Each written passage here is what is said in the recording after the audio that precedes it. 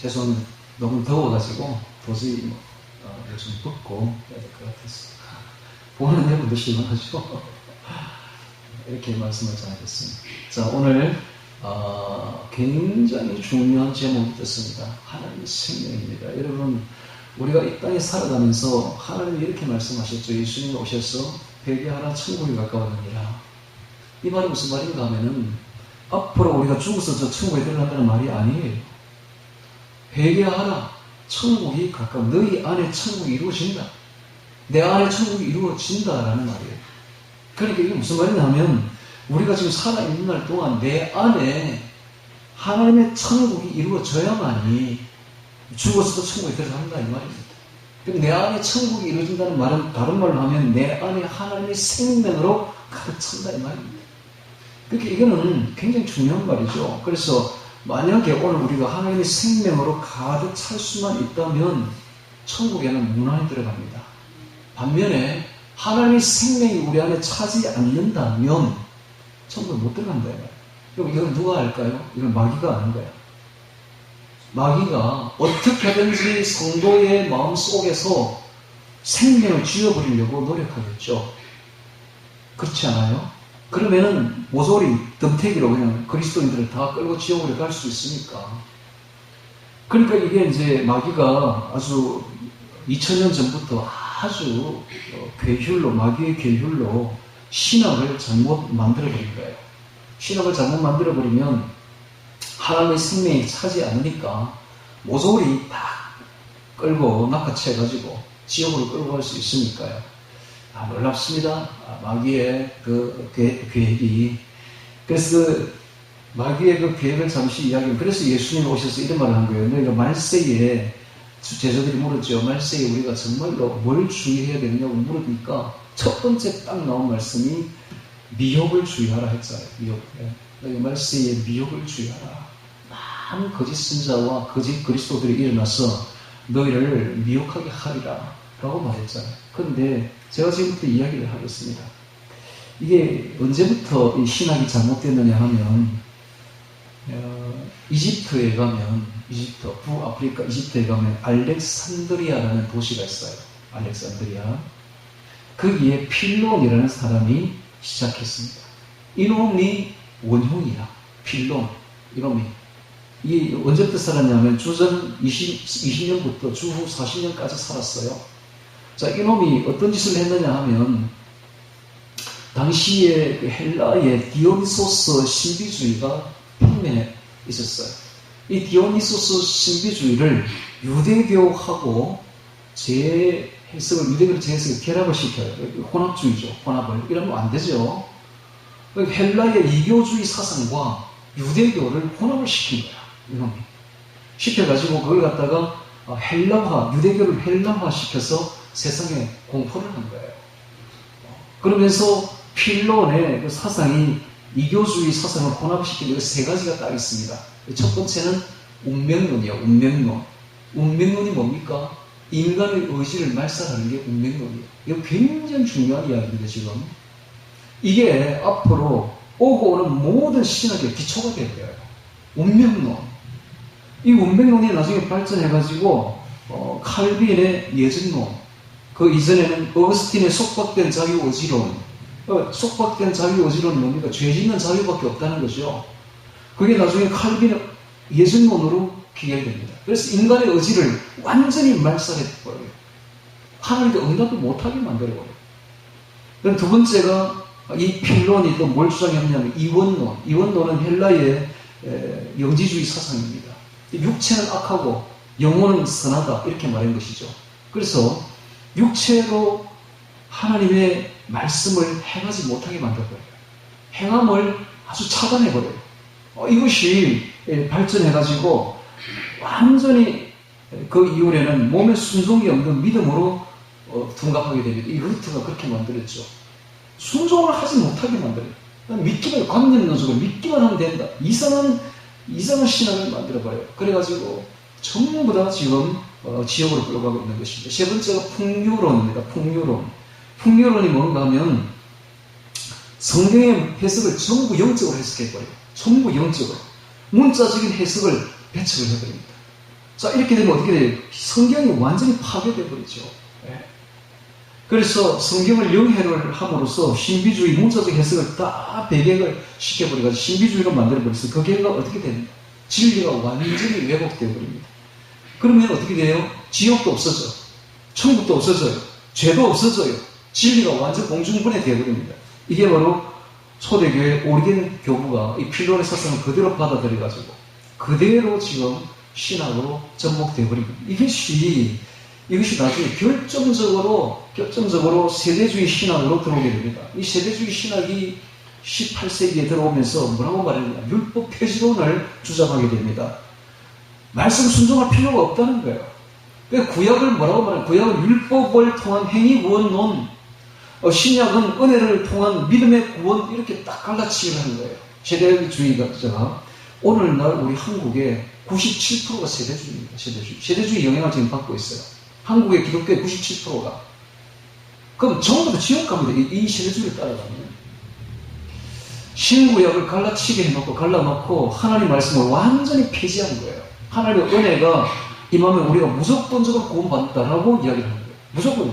행함이 필요 없다는 거예요. 무조건적으로 구원받는다. 이게 바로 세대주의입니다. 이상한 신학을 만든 거예요. 이게 다 뭐예요? 마귀의 흉계입니다. 마귀가 우리를 지옥으로 끌고 가려고 하는 마귀의 흉계입니다. 하나님의 생명을 누리는 삶을 완전히 파괴시켜버린 것이죠. 이것이 현재 신학의 현주소입니다. 여러분, 우리가 이상한 신학을 따르게 되면 바로 지옥 갑니다. 그럼 우리는 어떻게 해야 돼요? 성경 말씀대로 따라가요. 성경 말씀. 우리는 어떻게 하든지 성경을 신구약, 성경 말씀대로 살아가야 돼요. 그래야 우리가 천국 갈 수가 있다 이 말이에요. 그래서 제가 지금 목사가 된 게 얼마나 감사해요. 내가 만약 목사가 이거 몰랐을 거 아닙니까? 몰랐으니 나도 뭐 세대주의를 따라갔겠죠. 그래가지고 믿기만 하고 구원하면서 룰루랄라 천국 갈 줄 알고 살았겠죠. 그러나 죽으면 어떻게 돼요? 전부 지옥 갑니다. 제가 이걸 알았기 때문에 얼마나 감사한지. 제가요, 자다가도 감사해요. 하나님 제 신학 시켜주셔서 제가 목사 되기 위해서 너무나 감사해요. 내가 목사인데 이거 어떻게 알 거예요? 목사니까 이제 알 수 있는 거죠. 신학을 하니까 이걸 알게 된 거죠. 신학이 너무너무 잘못되어 있는 거죠. 그래서 제가 너무 감사합니다. 자, 그러면 지금부터 30장을 같이 보면서 30장은, 신명기 30장은 신명기서의 사실상 결론입니다. 결론부. 그 뒤에는 31장부터 34장은 본서와 요소를 잇는 가교로서 주로 이제 그 뒤에는 모세가 쓰게 되는 이야기, 그 다음에 모세의 노래 이야기, 그 다음에 모세가 이제 축복하는 이야기, 그리고 모세가 죽는 이야기, 그거밖에 없어요. 사실상 지금까지 신명기서의 결론이 오늘 이 30장이다 하는 걸 알 수가 있습니다. 굉장히 중요하죠. 원래 결론이 제일 중요합니다. 오늘 결론만 잘 들어도 다 본 거이죠. 신명기 다른 걸 안 들어도 오늘 이 결론만 들어도 사실상 끝나는 겁니다. 그래서 오늘 이 결론부 30장을 잘 듣기 바랍니다. 잘 들어서 여러분들이 생명을 얻기를 바랍니다. 생명이 뭔가?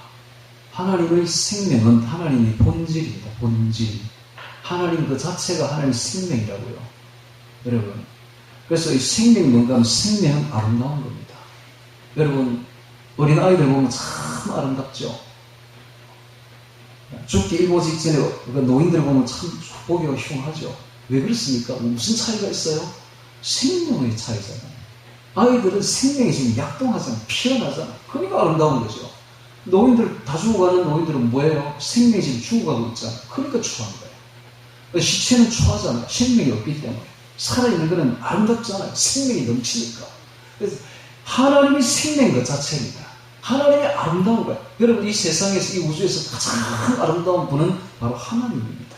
하나님이 가장 아름다워. 왜? 하나님이 가장 생명이 근원이니까. 그래서 거기 어디 나오는가? 시편에도 나오고 다 나옵니다. 노암, 하나님의 아름다움, 초월적 아름다움. 하나님이 초월적 아름다움을 가지고 계셔요. 그래서 우리가 하나님을 바라보기만 해도 아름다워요. 하나님의 아름다움이 투영된 게 이 자연입니다. 자연을 보십시오. 얼마나 아름답습니까? 노을을 보세요. 얼마나 아름답습니까? 식물을 보세요. 얼마나 아름답습니까? 하나님의 아름다움이 좀 투사만 해도 그렇게 아름다운 거예요. 오늘 우리가 이 하나님의 아름다움, 하나님의 생명을 누릴 수가 있기 때문에 우리도 아름다워진다. 그 말이 어디 나오는가?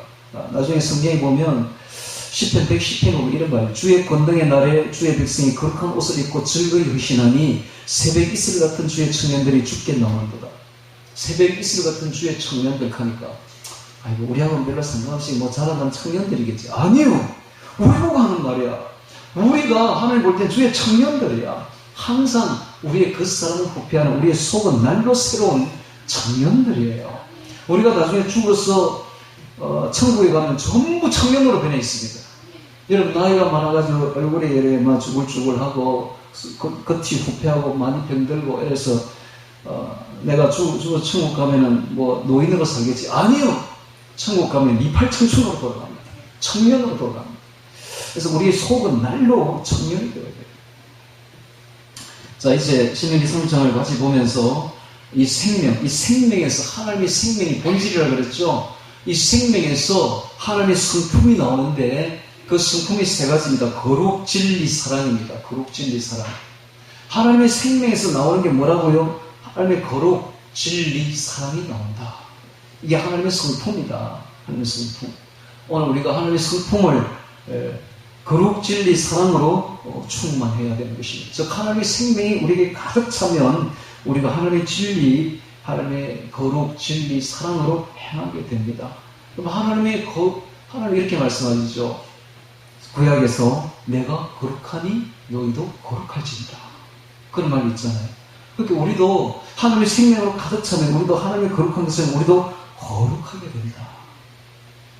내가 진리인 것처럼 너희도 진실하라. 내가 사랑인 것처럼 너희도 사랑으로 행하라. 이게 하나님의 말씀인 것입니다. 자, 그러면 우리가 하나님의 그 자체인 하나님의 본질인 생명으로 가득 차게 되면 반드시 거룩, 진리, 사랑으로 행하게 되어 있는데 그러면 무슨 열매가 맺혀요? 어떤 열매가 맺히는가? 성령의 열매가 맺힙니다. 9가지. 의의 열매가 맺힙니다. 진리의 빛의 열매가 맺히게 됩니다. 이렇게 성령의 열매, 의의 열매, 빛의 열매가 쭉쭉 맺히게 되는데 예수님이 이런 말씀을 하시죠. 나는 포도나무에 너희는 가지니 저가 내 안에 내가 저 안에 있으면 이 사람은 과실을 많이 맺나니 내가 나를 떠나서는 아무것도 할 수 없습니다. 우리가 예수님께 붙어 있기만 하면 생명 되신 예수님이 우리에게 있기만 하면 우리가 반드시 열매를 주렁주렁 맺게 되어 있는데 그 열매가 뭐냐? 바로 거룩, 진리, 사랑으로 이렇게 터져 나오는 성령의 9가지 열매요, 빛의 3가지 열매요, 의의 열매가 맺히게 된다는 것입니다. 자, 그러면 신명기 30장을 같이 보면서 하나님의 생명이라는 제목으로 말씀을 보도록 하겠습니다. 1절입니다. 내가 너에게 진술한 복과 모든 복과 저주가 너에게 임함으로 내가 내 하나님 여호와께 쫓겨간 모든 나라 가운데서 이 일이 마음에서 기억이 나거든. 자, 하나님은 벌써 앞으로 이스라엘 백성들이 어떻게 될 것인지 뻔히 알고 있습니다. 이것이 바로 하나님의 전지하심이죠. 하나님께서 벌써 다 알고 계셔요. 조금 있으면 이 백성들이 우상숭배를 하게 되고 하나님을 떠나서 망하게 될 것이고 포로로 다른 나라에 잡혀가게 될 것을 뻔히 내다보고 있어요. 그런데 포로로 잡혀가서 그제 이제 고생하면서 이 일이 내가 지금 말하는 이 말이 생각이 나거든. 생각이 나거든. 자, 하나님 다 알고 계셔요. 네. 생각이 나거든, 기억이 나거든. 이게 뭡니까? 회개죠, 회개. 회개해서 하나님께로 돌아오라 이 말이죠. 기억이 나거든. 너와 내 자손이 내 하나님 여호와께로 돌아와. 이게 회개죠. 회개. 돌아와. 회개. 메타노이야. 원래도를 돌아가다. 오늘 우리가 회개는 하나님께로 돌아가는 것입니다. 네, 원래대로 돌아가는 것입니다. 원래 우리가 하나님부터 나왔잖아요. 그러니까 하나님께로 돌이키는 것. 이게 바로 회개다. 여호와께로 돌아와. 내가 오늘날 너에게 명한 것을 온전히 따라서 마음을 다하고 성품을 다하여 여호와의 말씀을 순종하면 하나님의 말씀을 순종하면 내가 하나님의 말씀이 이제 나오는데 옛 사람을 파괴하고 새 사람으로 거듭나는 가장 좋은 도구가 뭔가? 바로 하나님의 말씀입니다. 하나님의 말씀. 하나님 말씀. 이게 하나님 말씀을 순종하며 하게 되어 있죠. 순종을 하려면 하나님 말씀을 알아야 되겠죠. 여러분, 하나님 말씀 우리 안에 알려면은 먼저 머리로 알아야 됩니다. 머리로 말씀을 읽어야 되죠. 외워야 되죠. 머리에 말씀이 있어야 돼요. 이 말씀이 가슴으로 내려오는 데는 참으로 오래 걸립니다. 그러니까 계속 말씀을 암송해야 돼요. 그럼 여기 방해하는 게 뭔가? 이게 바로 마귀가 방해하겠죠. 어떻게 방해합니까? 세상 지식으로, 세상 문명으로, 세상 문화로 방해하겠죠. 세상의 말을 들으면 안 되는 거야. 그러니까 성도들은 제발 좀 세상과 멀리 해야 돼요. 세속과 멀리 해야 돼요. 세속화가 뭐냐? 세속화라는 뜻을 브리티네크 백과사전에 찾아보니까 저 세상에서 이 세상으로의 전환이에요. 이게 바로 세속화예요. 저 세상은 하늘나라잖아요. 저 세상에서 이 세상으로, 우리가 살고 있는 이 세상으로 세속화가 바로 이 세상으로 전환입니다. 이게 바로 세속화예요. 그럼 경건이 뭐예요? 경건은 반대로 이 세상에서 저 세상으로, 하늘나라로 전환시키는 게 바로 경건이에요. 오늘 우리 성도들은 세속화되면 이게 제일 지금의 화두입니다. 여러분, 오늘날 지금 이 시대에 마귀의 가장 큰 무기가 뭐겠어요? 세속화인 거예요. 세속화. 세속에 물들지 않는 것. 이게 바로 경건이잖아요. 야고보서에 보면 이런 말이 있죠. 하나님의 경건이란 자기를 지켜 세속에 물들지 않는 이것입니다. 오늘날 현대 기독교의 가장 큰 문제가 뭔가? 바로 세속화입니다. 오늘날 기독교인들이 전부 다 세상에 그냥 물들어 버렸어. 세상 사는 거 구별이 별로 안 돼. 세상 사람이 하는 거 우리 다 하고 있고, 세상 사람이 보는 거 우리 다 보고 있고, 별로 구분이 안 돼요. 예를 들면 이런 거예요. 애슐리 메디슨이라는 바람 피는 그런 그 사이트가 있었는데, 그 사이트가 아주 선풍적인 인기를 얻었었죠. 그런데 그 문제가 터졌어요. 누가 해킹을 해버렸어. 해킹을 해가지고 그 사이트에 들어간 명단을 전부 공개를 했던 거예요. 그랬더니 세상에 거기 우리나라 사람들도 어마어마하게 들어가 있었던 거예요. 뿐만 아니라 거기 그 공개가 되면서 부끄러워가지고 자살을 2명이나 하고 목회자가 무려 400명이나 사임을 했어요. 목회자도 들어가 있었던 거예요. 바람 피는 사이트에. 여러분, 이게 바로 얼마나 기독교인들이 지금 세속화되어 있는 것을 반성합니다. 여러분, 오늘 우리가 이 세상 문명에서 탈출해야 돼요. 가능하면 탈출해서 우리 하나님 말씀만으로 채워야 됩니다. 제가 지난번에 영화를 한 편을 봤는데, 영화 제목이 뭐더라? 호프. 지금 굉장히 선풍적인 인기를 얻고 있는 호프라는 영화를 봤어요. 처음부터 끝까지 욕이야. 욕에서 시작해 욕으로 끝나요. 자, 그런 걸 보고 있으면 우리가 뭘 배웁니까 도대체? 세상 욕밖에 아니 세상 사람들은 어떻게 욕이 없으면 말을 못해 그렇게. 한마디를 해도 꼭 욕을 해야 돼요 그렇게요? 그런 걸 보고 있으면 우리가 세속화되는 거야. 그래서 내가 너무 재밌어가지고 영화가 한 번 더 보려고 했는데 욕이 너무 많아서 안 보려고 했어. 욕이 너무 많아서 못 보겠다. 여러분, 우리가 자꾸 그런 걸 보면 어떻게 돼요? 우리 마음속에 세속화되는 거야. 세속화. 하나님 말씀으로 채워야 됩니다. 하나님 말씀으로 채워야 우리가 경건해지죠. 다시 봅니다. 성경 봅니다. 돌아와서 여호와의 말씀을 순종하면, 자 3절, 내 하나님 여호와께서 마음을 돌이키시고 너를 긍휼히 여기사 내 포로를 돌리시되 내 하나님 여호와께서 너를 흩으신 그 모든 백성 중에서 너를 모으시리니 너의 쫓겨간 자들이 하늘가에 있을지라도 내 하나님 여호와께서 거기서 너를 모으실 것이며, 포로 중에라도 소망을 가질 수가 있는 말씀이죠. 거기서부터 너를 이끄실 것이라. 내 하나님 여호와께서 너를 내 열조가 얻은 땅으로 돌아오게 하사 너로 다시 그것을 얻게 하시며, 여호와께서 또 너에게 선을 행하사 너로 내 열조보다 더 번성케 하실 것이며, 내 하나님 여호와께서 내 마음과 내 자손의 마음에 할례를 베푸사, 마음에 할례를 베푼다, 거듭나게 한다 이 말이죠. 새 삶을 살게 하겠다 이 말이죠. 할례는 하나님 백성이 되는 표입니다.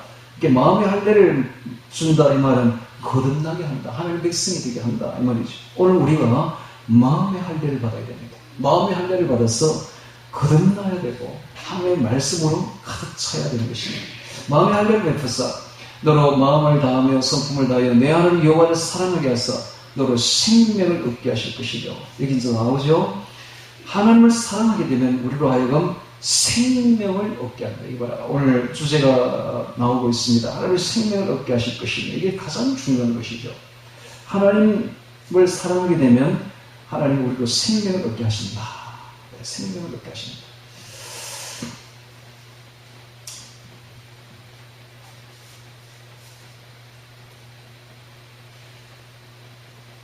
예, 오스트리아의 신학자였던 마틴 부브라는 사람이 책을 하나 썼는데 2차 대전 이후에 그 2차 대전 때에 독일 나치가 하는 그 무자비한 그 행동을 보고 뭔가 느낀 바가 있어서 책을 하나 썼는데 그 책 이름이 나와 너입니다. 나와 너. 나와 너의 관계를 기록을 했어요. 그래서 여기서 마틴 부브가 그 말하는 그 나와 너의 그 책이 이 사람은 마틴 부브는 신학자인가 동시에 철학자예요. 그래서 이 책을 썼더니 그 시대에 온 세계의 신학을 뒤엎어버렸어요. 이 책이 온 세계의 철학을 완전히 뒤엎어버렸어요. 그래서 아주 이 책이 큰 영향을 미치는데 이 책의 내용이 뭔가? 관계가 두 종류가 있다는 거예요. 나와 너의 관계가 있고 나와 그것의 관계가 있다는 거예요. 나와 그것의 관계는 뭔가 하면 사냥하는 관계라는 거예요. 사냥하는 관계, 소유하는 관계, 이용하는 관계, 나치가 하는 그 관계를 보면서 그래서 현대사회가 바로 나와 그것의 관계로 계속 확장되어 왔다는 거예요. 너무나 그래서 이기적이고 개인주의적이고 그러다 보니까 마음이 사막처럼 황량해졌다라고 말하고 있는 거예요. 반면에 나와 너의 관계가 있다는 거예요. 나와 너의 관계는 사냥의 관계가 아니라 사랑의 관계라는 거예요. 사랑의 관계. 사랑으로 다가가면 모든 사람이 문을 연다는 거예요. 마음의 문을 연다는 거예요. 심지어 하나님이 만드신 모든 자연도 문을 다 연다는 거예요. 왜? 하나님이 사랑으로 자연을 다 만들었기 때문에 하나님의 사랑이 그 속에 다 들어있습니다. 심지어 물조차도 하나님이 만들었기 때문에 사랑으로 다가가면 물이 결정이 변해요. 너무 아름다운 결정을 변해요. 식물은 말할 필요가 없죠. 사랑으로 다가가면 식물이 너무 좋아합니다. 여러분들이 몰라서 그렇지. 여러분들이 집에 갖고 온 화초들도요. 우리가 사랑으로 다가가면 문을 연다, 마음의 문을 연다니까요. 동물들도 그래요. 그 사나운 그 짐승들도, 그 흉악한 그런 짐승들도요. 사랑으로 키워놓으면 그들이 마음의 문을 연다니까요. 네. 만물 속에는 하나님이 부여한 사랑이 본래 있다는 거예요. 이게 바로 하나님의 마음으로, 하나님의 사랑으로 지구를 그렇게 품고 만들었기 때문에. 그래서 나와 너의 관계가 있다는 것입니다. 이게 바로 사랑의 관계인데 이게 바로 인격적인 관계입니다. 인격적인 관계. 서로 대화하고 사랑하는 관계라는 거예요. 네. 네, 부부 간에도 이렇게 관계가 되어야 되면 부자 간에도 자연과의 관계도 사람과의 관계도 이게 바로 이렇게 사랑의 관계, 즉 나와 너의 관계가 되어야 되는데 이게 이런 관계가 사실은 영원한 너이신 하나님과의 관계를 알기 위한 하나의 틈바구니다. 우리가 사람을 사랑하는 것은 그 사람을 사랑하면서 끝나는 것이 아니라 영원한 너이신 하나님과의 관계를, 나와 너의 관계를 알기 위한 하나의 틈바구니다. 이렇게 끝을 맺고 있어요. 그래서 영원한 너이신 하나님과 관계를 배우고 알아간다라고 말한 거예요. 와, 놀라운 이야기죠. 그래서 십계명의 처음에도 보면은 딱 이렇게 나옵니다. 출애굽기 20장 보면 나는 너를 이렇게 나와요. 나는 너를, 나와 너의 관계다 이 말이죠. 사랑의 관계가 아니라 하나님과 우리의 관계가 인격적인 관계다. 사랑의 관계. 나는 너를 애굽 땅 송되었던 집에서 인도해 너의 하나님을 이용하라라. 너는 나와 외에는 다른 신들을 내게 있게 말지니라. 이게 하나님께서 십계명을 주기 전에 먼저 하는 말이 있어요. 나는 너를, 나와 너의 관계다. 사랑의 관계다. 인격적인 관계다. 하면서 10가지 계명을 주고 있는 것을 볼 수가 있습니다. 자, 이와 같이 우리가 하나님과의 생명을 얻으려면 하나님과 인격적인 관계를 맺어야 돼요. 나와 너의 관계를, 사랑의 관계를 맺어야 돼요. 그러면 하나님 그 자체이신, 본질이신 생명이 우리한테 들어온다라는 것이죠. 자, 6절에 다시 한번 보겠습니다. 할례를 베푸사 너로 마음을 다하며 성품을 다하여 내 하나님 여호와를 사랑하게 하사. 사랑하게 되면 인격적인 관계, 나와 너의 관계가 이루어지게 되고, 자, 그러면 하나님의 생명이 우리한테 들어옵니다. 생명을 얻게 하실 것이며, 내 하나님 여호와께서 내 대적과 너를 미워하고 핍박하던 자에게 이 모든 저주로 임하게 하시리니, 너는 돌아와 다시 여호와의 말씀을 순종하고 내가 오늘 너에게 명한 그 모든 명령을 지켜 행할 것이니라 라고 말하고 있습니다. 자, 이게 보면은 내 대적으로 너를 핍박하고 너를 미워하던 대적으로 모든 저주로 임하게 하실 것이다 라고 말하고 있습니다. 자, 이게 뭡니까? 원수가 없는 것이 하나님께 맡기면 된다라는 거예요. 원수를 우리가 굳이 갚을 필요 없어요. 그냥 우리 가만히 있어도 돼요. 하나님이 다 알아서 갚아준다. 원수가 없는 것이 하나님께 있는 것입니다. 로마서 12장 19절 내 사랑하는 자들아 너희가 친히 원수를 갚지 말고 진노하심에 맡겨 기록되었을 때 원수가 없는 것이 내게 있으니 내가 갚으리라고 주께서 말씀하십니다. 가만히 있으면 돼요. 그럼 더 없어질 것들은 초계처럼 없어집니다. 아침 안개처럼 사라져요. 우리는 뭐예요? 우리는 영원한 생명을 가진 영원한 존재인 것입니다. 초계처럼 팍 사라진다. 8절 보겠습니다. 너는 돌아와 다시 여호와의 말씀을 순종하고 내가 오늘 너에게 명한 그 모든 명령을 지켜 행할 것이라. 내가 너희 하나님 여호와의 말씀을 순종하여 율법지에 기록된 그 명령과 규례를 지키고 내 마음을 다하여 성품을 다하여 여호와 내 하나님께로 돌아오면 내 하나님 여호와께서 내 손을 하는 모든 일과 내 몸의 소생과 내 육축의 새끼와 내 토지 소산을 많게 하시고 너에게 복을 주시되 곧 여호와께서 내 열조를 기뻐하신 것 같이 너를 다시 기뻐하서 너에게 복을 주시리라. 열조가 나오는 열조는 아브라함, 이삭, 야곱을 말합니다. 아브라함, 이삭, 야곱. 하나님이 아브라함을 기뻐하신 것 같이 너희에게도 복을 줄 것이다 라고 말합니다. 저 천국에 가면 아브라함과 이삭과 야곱이 있어요. 물론 아담도 있죠. 아담도 있고 노아도 있고 다 있지요. 근데 이제 아브라함과 이삭과 야곱이 천국에 앉아 있는 것 같이 우리도 말씀을 지켜 행하고 하나님의 생명으로 충만하면 아브라함처럼 우리도 천국에 들어가게 될 것입니다. 자, 11절 봅니다. 내가 오늘날 너에게 명하는 이 명령은 너에게 어려운 것도 아니요 먼 것도 아니라 라고 말하고 있습니다. 그렇죠?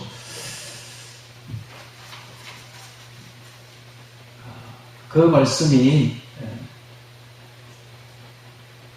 먼 것도 아니라 하늘에 있는 것이 아니니 내가 이르기를 누가 우리를 위하여 하늘에 올라가서 그 명령을 우리에게로 가지고 와서 우리에게 들려 행하게 하고 할 것이 아니요 이것이 바다 밖에 있는 것이 아니니 내가 이르기를 누가 우리를 위하여 바다를 건너가서 그 명령을 우리에게로 가서 가지고 와서 우리에게 들려 행하게 하고 할 것도 아니라 오직 그 말씀이 너에게 심히 가까워서 너의 입에 있으며 너의 마음에 있은즉 내가 이를 행할 수 있느니라. 하나님의 말씀이 멀리 있는 게 아니라는 거예요. 하늘 끝에 있는 것도 아니고 바다 끝에 있는 것도 아니라 그 말씀이 너의 입에 있으면 너의 마음에 있지 않느냐, 너는 행할 수 있지 않느냐 라고 말하고 있습니다. 그렇습니다. 오늘 우리가 마음먹기에 따라서 얼마든지 하나님의 말씀을 행할 수가 있는 것입니다. 네. 하나님의 말씀을 행하면 어떤 일이 벌어지는가? 옛사람이 파괴되고 새 사람으로 살게 되며 하나님의 생명으로 가득 차게 된다. 옛사람을 파괴하는 가장 큰 최고의 도구가 뭔가? 하나님의 말씀이다. 하나님의 말씀을 우리 안에 채우고 그 말씀을 지켜 행하면 옛사람이 파괴된다는 거예요. 그리고 우리는 새 생명으로 살게 될 것이다 라는 것입니다.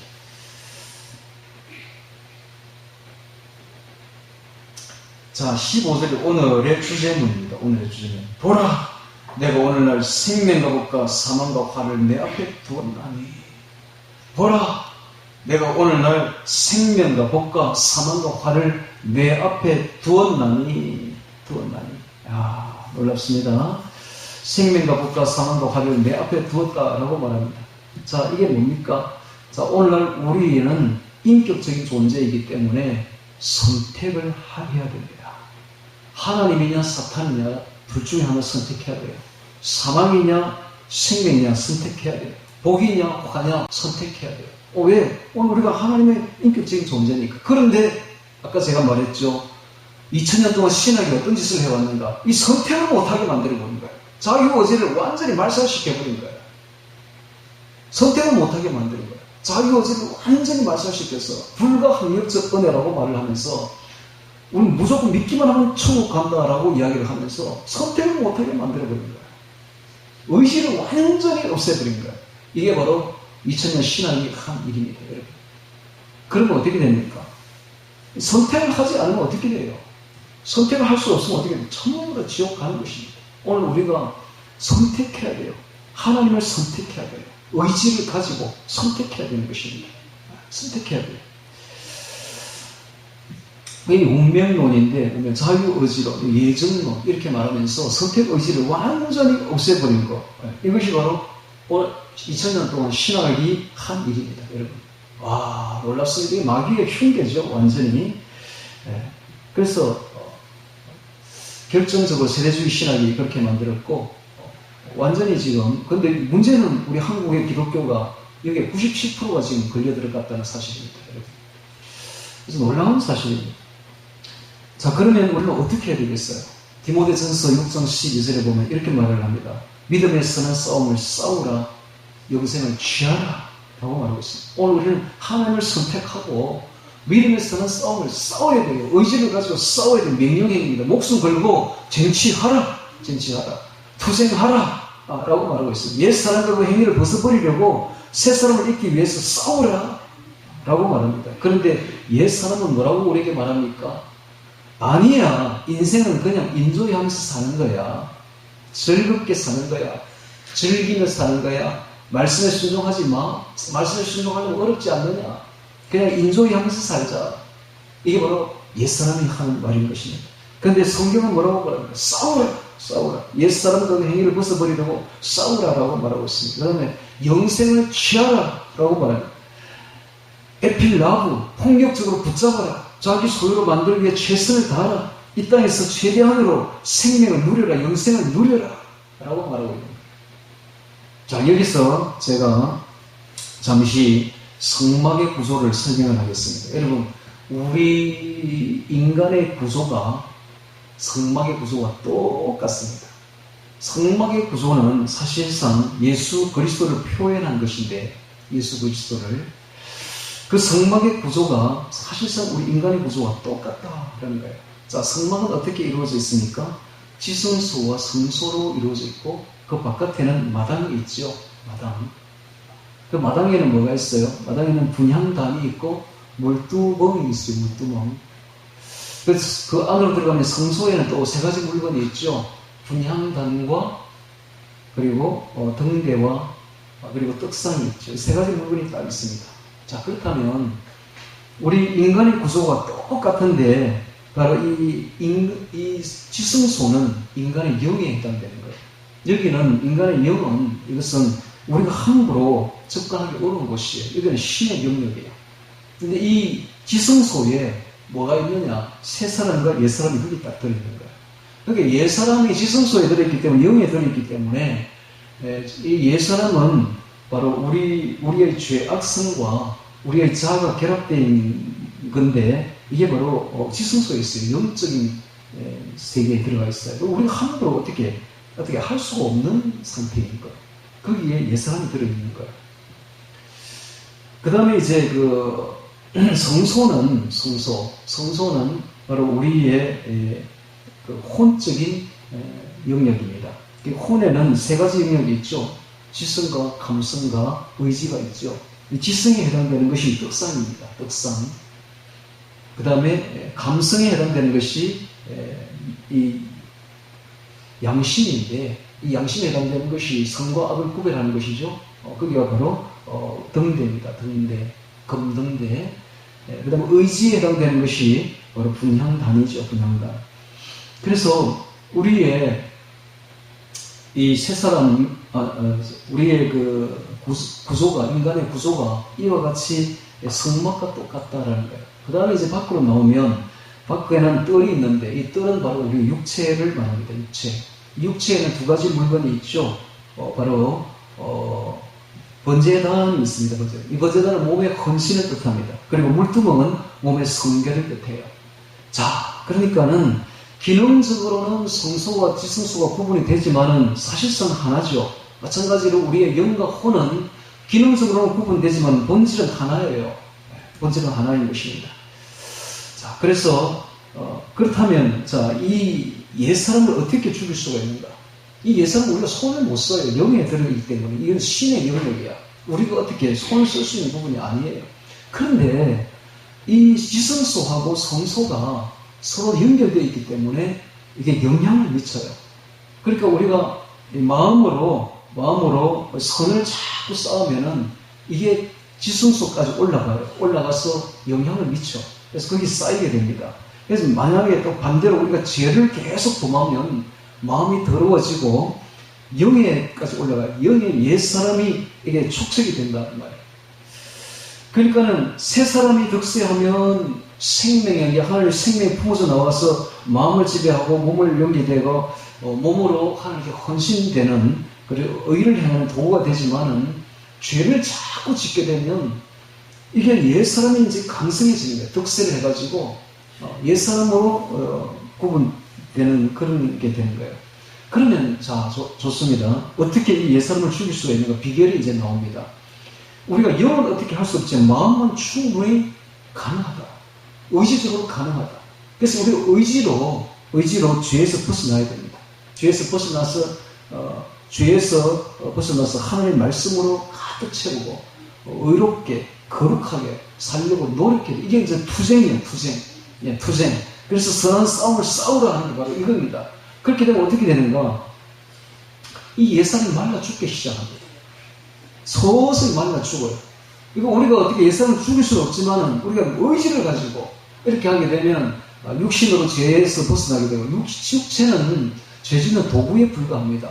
그러니까 마음만 우리가 착 다스리게 되면 육신은 얼마든지 죄짓는 도구가 이제 의의 도구가 되는 거죠. 하나님께 바치는 의의 도구. 그렇게 되면 어떻게 되는가? 이 옛사람이 말라 죽기 시작한다. 그래도 말라 죽어도 이게 없어진 게 아니야. 기회를 노리고 있어요. 언제든지 기회만 노리고 있는 거예요. 그래서 말과 행실을 조심해야 된다. 말과 행실을 조심하지만 언제든지 튀어나온다. 이거 옛사람은. 그래서 우리가 새 사람으로 혼의 영역을 잘 다스리면 새 사람으로 할 수가 있습니다. 자, 이 방법이 새 사람으로 하는 방법이 바로 세상의 세속적인 것을 다 끊고 정결한 마음으로 하나님의 말씀으로 살면 가능하다라는 거예요. 자, 이것이 바로 천국을 누리는 비결인 것입니다.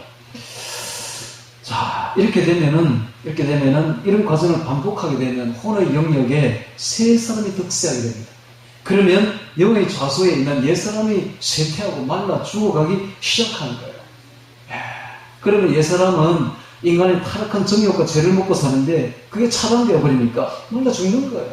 옛 사람이 죄가 없고 타락이 없으니까 타락한 정욕이 없으니까 말라 죽는 거예요. 그러면 어떻게 되는가? 새 사람이 득세하고 힘을 얻게 되고 하나님의 생명이 그때부터 나를 주도하게 되는 거예요. 하나님의 생명이 주도하면 어떤 일이 벌어집니까? 하나님의 성품이 나타나는데 거룩, 진리, 사랑이 나타나게 되는 것이요. 거룩, 진리, 사랑이 나타나게 되면 바로 열매가 되는 성령의 열매 9가지, 그 다음에 빛의 열매, 의의 열매가 주렁주렁 나타나게 되는 것입니다. 자, 이것이 보세요. 자, 그렇다면 이 옛사람을 파괴하는 가장 강력한 도구가 뭡니까? 말씀이야, 말씀. 말씀이 내 안에 있으면 그렇게 된다는 거예요. 말씀이. 반대로 그렇다면은 마귀는 어찌하든지 이 말씀을 없애려고 하겠죠. 내 안에서. 그 방법이 뭐예요? 세속을 집어넣으면 되는 거예요. 세속을. 여러분, 그래서 오늘날 화두가 세속이라 그랬죠. 세상의 미디어를 조심하십시오. 가능하면 미디어에서 벗어나십시오. 미디어에서 벗어나서 하나님의 말씀으로 채우십시오. 저는 지금 그 전쟁을 하고 있어요. 어떻게든 유튜브를 안 보려고 해요. 어떻게든지 세상을 좀 안 보려고 해요. 어떻게든지 하나님 말씀으로 가득 채우려고 해요. 그러니까 아주 정결해집니다. 여러분.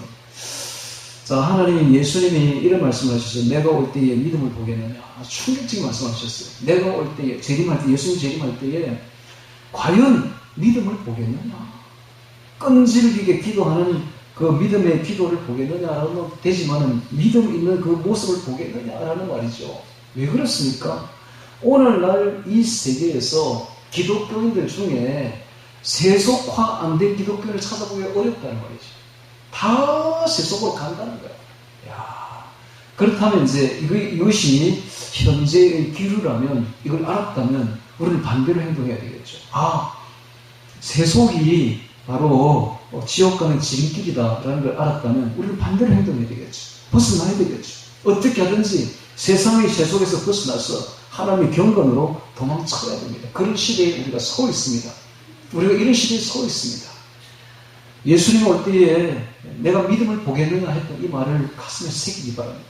우리는 진짜 이 지금 세계에서 죽어가는 이 세계에서 하나님의 생명으로 우리를 살려면은, 생명을 살려면은 세속에서 도망쳐야 되는 것입니다. 자, 다시 성경을 보도록 하겠습니다. 14절에 보십시오. 오직 그 말씀이 너에게 가까워 심히 가까워서 내 입에 있으면 내 마음에 있으면 내가 이를 행할 수 있는 것. 15절. 자, 보라. 오늘의 주제문입니다. 내가 오늘날 생명과 복과 사망과 화를 내 앞에 두었나니 곧 내가 오늘날 너를 명하여 내 하나님 여호와를 사랑하고 그 모든 길로 행하며 그 모든 명령과 규례와 법도를 지키라 하는 것이라. 그리하면 내가 생존하며 번성할 것이요 생명이 충만하며 번성할 것이요 또 내 하나님 여호와께서 내가 가서 얻을 땅에서 내게 복을 주실 것입니다. 가서 얻을 땅은 가나안 땅이요 우리에게는 천국입니다. 천국에서 지복을 얻게 될 것이다 라고 말씀하고 있습니다. 하나님 말씀은 예나 지금은 틀린 말이 하나도 없습니다. 하나님 말씀대로 우리가 말씀을 지켜 행하면 생명과 복을 취하면, 자, 우리 앞에는 선택이 있다는 거예요. 생명과 복을 취할 것인가 아니면 사망과 화를 취할 것인가. 우리에게 달려 있다는 거예요. 왜냐하면 우리는 인격적인 존재니까 선택에 달려 있다는 거예요. 그래서 선택이 그렇게 중요합니다. 내가 누구를 선택하느냐가 영혼을 좌우합니다. 내가 하나님을 선택할 것인가 아니면 사탄을 선택할 것인가. 우리 앞에 놓여 있다는 것이죠. 자, 17절에 그러나 내가 만일 마음을 돌이켜 듣지 아니하고 유혹을 받았어 다른 신들에게 절하고 그를 섬기며. 자, 이 마귀는 언제나 우리를 유혹한다는 사실이에요. 어떻게? 욕심을 통해서. 어떤 욕심? 물욕, 정욕, 명예욕. 물욕, 성욕, 명예욕. 이 세 가지 욕심을 통해서 우리를 항상 유혹한다. 그래서 이 우상 숭배가 뭔가 욕심에 끌려가는 겁니다. 욕심에 끌려가서 그를 섬기고 그를 섬기면, 다른 신들을 섬기면 18절에 내가 오늘 너에게 선언하노니 너희가 반드시 망할 것이라. 이걸 다른 말로 하면 반드시 지옥 갈 것이라. 너희가 욕심에 끌려가서, 유혹을 받아가지고 욕심에 끌려가서 세속화되면 반드시 지옥 갈 것이라. 너희가 요단을 건너가서 얻은 땅에서 너희의 날이 잠그지 못할 것이니라. 요단은 바로 천국과 지상을 가르는 경계선이죠.